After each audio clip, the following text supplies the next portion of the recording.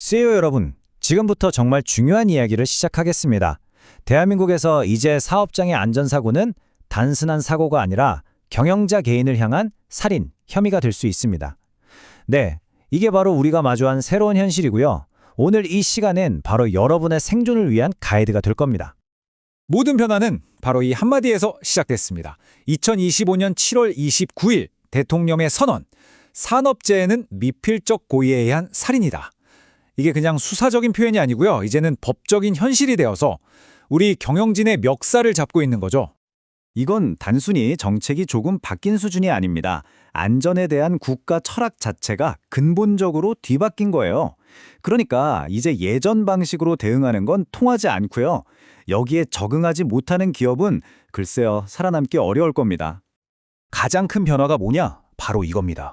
과거에는 안전, 그거 그냥 실무진한테 맡기는 관리의 영역이었잖아요. 하지만 이젠 아닙니다. 안전은 CEO가 직접 모든 걸 걸고 책임져야 하는 경영의 본질, 그 자체가 됐습니다. 이 변화가 얼마나 빠르게 진행됐는지 한번 보세요. 대통령의 선언이 있고 나서 불과 2달도 안 돼서 구체적인 종합 대책이 나왔어요. 그리고 지금 바로 우리가 서 있는 이 시점이 그 강력한 집행이 막 시작되는 바로 그 순간입니다. 자, 그럼 정부는 이 새로운 철학을 어떻게 현실로 만들겠다는 걸까요? 바로 입체적 제재 시스템이라는 아주 다각적인 압박 전략을 통해서입니다. 핵심은 바로 이겁니다. 이 시스템은 뭐 벌금 좀 내고 끝내라는 게 아니에요. 안전 시스템이 제대로 갖춰지지 않은 기업은 아예 사업을 계속할 수 없게 그 존재 자체를 위협하도록 설계됐습니다. 말 그대로 회사의 생존이 걸린 문제라는 거죠. 이 표를 보시면 구조가 한눈에 들어오죠. 형사처벌로는 CEO와 경영진 개인을 직접 겨냥하고요. 경제제재로는 회사의 돈줄을 꽉 막아버립니다. 그리고 행정제재로는 사업 자체를 못하게 하는 거죠. 이 세 개의 칼날이 동시에 전방위적으로 기업을 압박하는 구조입니다. 자, 첫 번째 칼날, 형사제재입니다. 이제 CEO와 경영진에 대한 법적인 리스크가 정말 직접적이고 심각해졌어요. 검찰, 경찰, 노동부가 아예 한 팀으로 움직이고요. 중대재해가 터졌다 하면 압수수색은 이제 선택이 아니라 그냥 원칙이 됐습니다. 경제 제재 중에서 가장 충격적인 숫자가 아닐까 싶은데요. 바로 5%입니다. 만약 3명 이상 사망하는 끔찍한 사고가 나면 최소 30억 원 과징금은 기본이고요. 거기에 더해서 영업이익의 5%까지 추가로 내야 할 수 있습니다. 이거요, 자칫하면 회사가 한 해 농사 지은 걸 통째로 다 날릴 수도 있는 어마어마한 규모입니다. 그런데 과징금이 전부가 아니에요. 은행에서 대출이 막히고 정부가 발주하는 공공입찰에도 참여할 수가 없게 됩니다.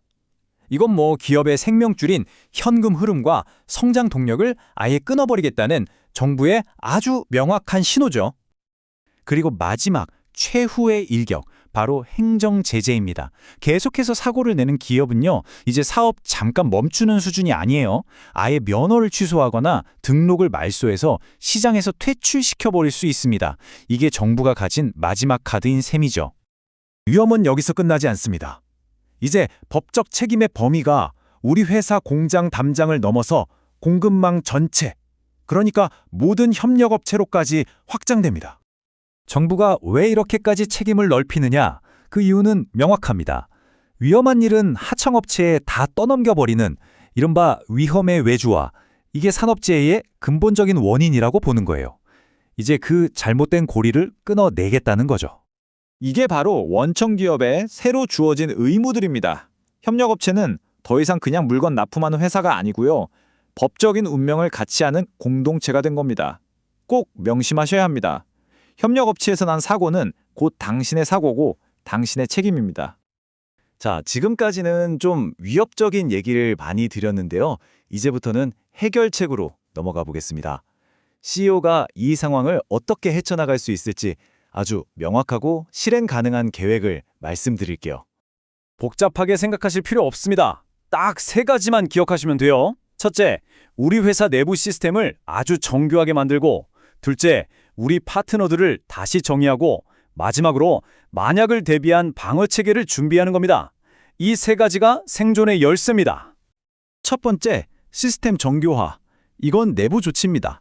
CEO가 직접 우리 회사의 안전 철학은 이것이다 라고 선포하고 돈과 사람을 충분히 배정해야 합니다. 그리고 분기별이든 반기별이든 진행 상황을 직접 점검해야죠. CEO에 관심이 없으면 실질적인 변화는 절대 일어나지 않습니다. 두 번째는 파트너 재정입니다. 이제 협력업체를 더 이상 비용 절감의 대상인 을로 대해서는 안 됩니다. 그들은 생존을 함께 해야 할 안전 파트너예요. 함께 위원회를 만들고 같이 점검하면서 협력적인 관리 체계를 만들어야만 합니다. 마지막 세 번째, 방어 체계 준비입니다. 사고가 터진 다음에 변호사를 찾는 건 이미 늦습니다. 평소에 아무 일 없을 때 법률 전문가와 함께 우리 시스템에 구멍은 없는지 미리 점검하고 최악의 상황을 가정한 비상 대응 시나리오를 미리 구축해둬야 합니다. 자, 이제 결론으로 넘어가 보려 하는데요.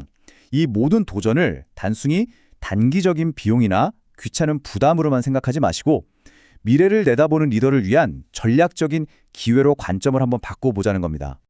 리더 앞에는 두 가지 길이 놓여 있습니다. 이 변화를 그냥 어쩔 수 없이 끌려가는 부담으로 볼 것인가? 아니면 이걸 발판 삼아 회사를 한 단계 도약시키는 기회로 삼을 것인가? 위기를 기회로 만드는 것, 그게 바로 진정한 리더십 아니겠습니까? 이 새로운 패러다임을 적극적으로 받아들였을 때 얻는 건 단순히 규제를 지켰다는 안도감이 아닙니다. 안전 경영을 잘하면 운영 효율성이 올라가고 직원들은 회사를 더 신뢰하게 되고 투자자들은 더 큰 믿음을 갖게 되죠. 이 모든 것이 모여서 결국에는 지속 가능한 기업이라는 최고의 가치를 만들어내는 겁니다.